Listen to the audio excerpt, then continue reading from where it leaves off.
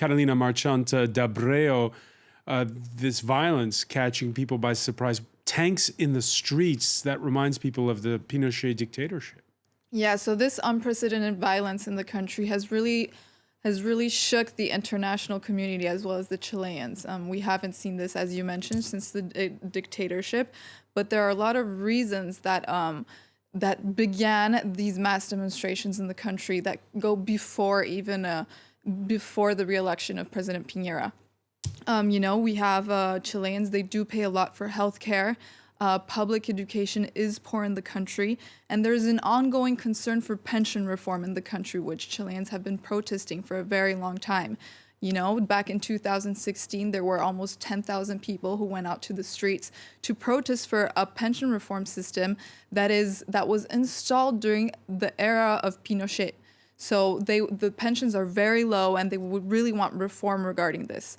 Then we have a huge economic inequality in the country that has shaken lots of people. So the growing inequality has sharpened Chilean citizens because back in 2017, the number was only 39 times.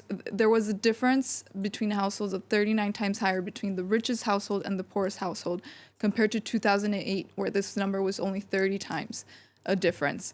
So a lot of Chileans are protesting a lot of things that just have to do with more than just the metro fare raise. This was just the tip of the iceberg for them. Just the tip of the iceberg. And when you hear President Piñera saying we're at war, how does that go down?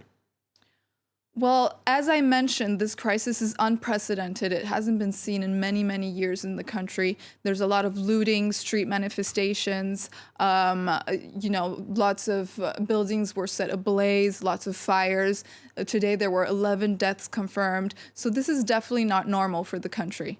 There was a lot of people are going to go out and protest even more. There's a mine protest that's scheduled for tomorrow. Because he talks about enemies of the state.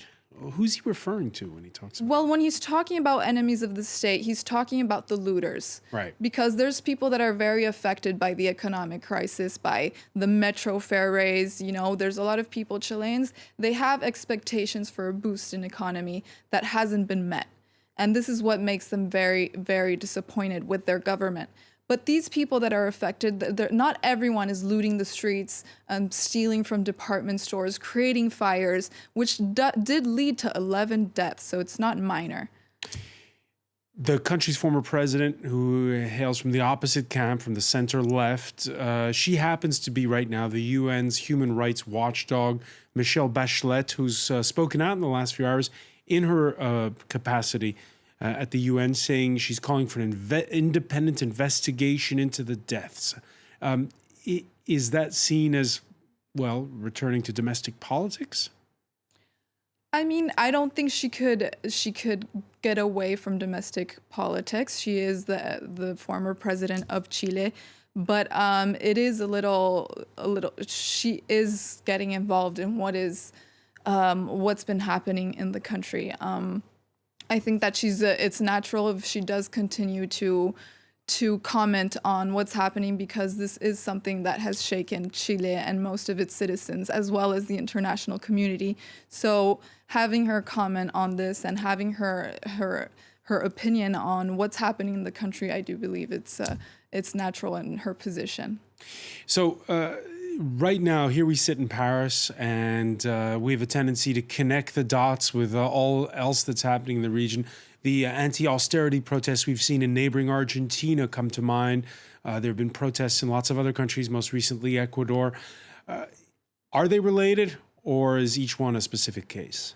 The crisis, while different from country to country, they do have common threads. The overall economy in Latin America, it has slowed down. For example, back in 2004 and 2011, the region was growing at a 4% rate.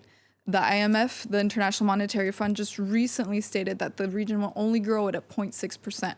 So there's a lot of, this is creating a lot of economic inequality in the country, which is expecting more economic boost. People are just more fed up with corruption. They're more fed up with the democratic institutions, which have shown to be weak. And I was going to ask you, because is there sort of an Odebrecht effect? You know, that the corruption scandal surrounding the construction company, which has affected countless numbers of countries in the region. I mean, definitely, because ever since the Odebrecht effect, there's still countries that are dealing with the repercussion of that. Look at Peru. Former presidents, they've been jailed over this. So, you know, it did open the eyes of Latin American citizens into that they are fed up with corruption in the country and they don't want to deal with that anymore. And they want to deal with the direct issue, which is how can we resolve economic inequality in the region? All right, Catalina Marchant De Abreu, many thanks for that update. Thank you.